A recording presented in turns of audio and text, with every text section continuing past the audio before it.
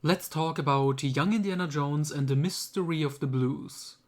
But not the complete thing, only the Harrison Ford bookends.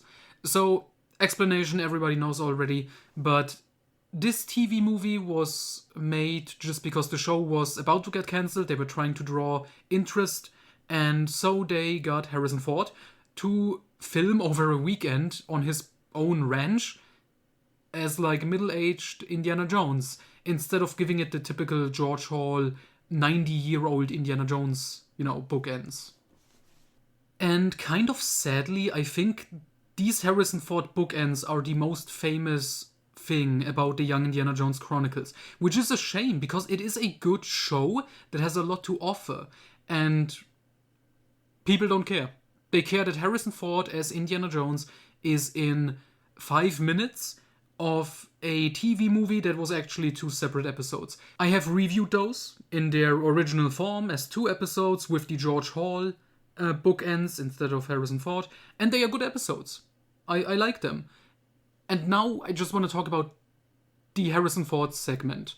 It's a mini adventure set in Wyoming 1950, so we are 7 years before Kingdom of the Crystal Skull takes place. Which is fun because obviously the ages with Harrison Ford in this and then Crystal Skull. Indy had a very rough 7 years in between. But he does look pretty cool here. Like famously he has the beard because he was filming like The Fugitive around this time and he refused to shave, which works in this just because it's a winter setting and he has like grown a full beard. He looks different, it's cool. It's cool. It's fitting. You don't really question it. You just think, oh, Indy has like a nice little design change. The plot, there isn't much. It's basically just a quick car chase. Indy and his friend, the Native American Grey Cloud, are fleeing from some thugs. We don't know who they are.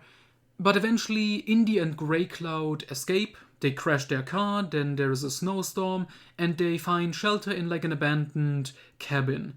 And while there, they have nothing else to do, so Indy starts telling the story, from the two episodes I already reviewed, the Chicago ones.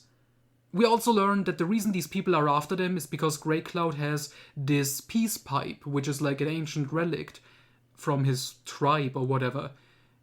It's not really expanded upon. I like it. I think it's a nice little story. More details would have been nice, but it's a TV production, not a movie.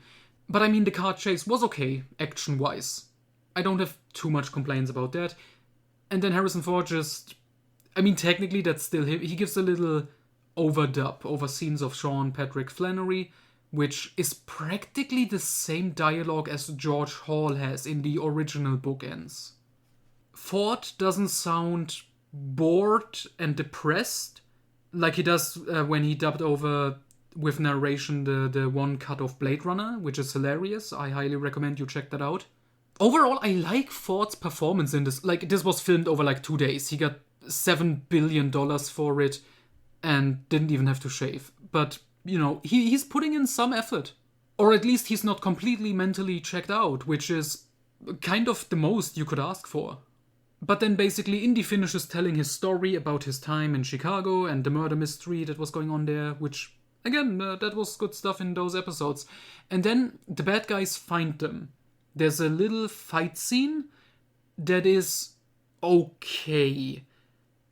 I noticed it may just be like the YouTube versions I'm watching, but the main bad guy, I guess, his dialogue is a bit quiet.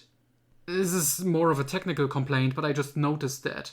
It's like he wasn't mic'd properly, but okay, so basically there's this little beating. The bad guy takes the peace pipe, the artifact they were after, and they seem to escape. And while they are walking out of the door, Indy plays it cool. I actually like this. He's just sitting back down and starts playing the saxophone and then hits some high notes.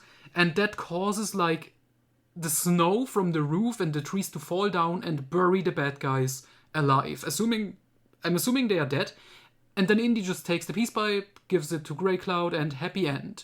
The day is saved, bad guys defeated, artifact secured. It's corny as fuck, but I kind of love it. I honestly really enjoy how that plays out. And they even play the Raiders March in this. This is the first and only time they are using the John Williams score in this entire show. And it makes sense that they would do it. Like, if they get Harrison Ford, of course they're gonna play the Raiders March. But, yeah, I enjoy it. It's a nice little it's not the greatest story in the world or anything, but it is a nice little extra. If you're a fan of the Indiana Jones trilogy, then it's nice to just, have this. It kind of makes you sad that they didn't do more Indiana Jones with Harrison Ford in the 90s around this time, because he still looks good in this.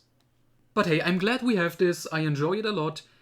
And while it's good, it's not the best thing about the show. Again, this is maybe just, I'm just annoyed that people always say, oh, young Indiana Jones, Harrison Ford has this cameo. And that's like the only thing people remember this show for. Which, again, this show is so good. It deserves praise for what it is, how it's made. It's just a good, well-made show that has a lot to offer, more than just, hey, here's the main actor from the movies having this short little cameo. Which is fun, but again, there is better stuff in the show.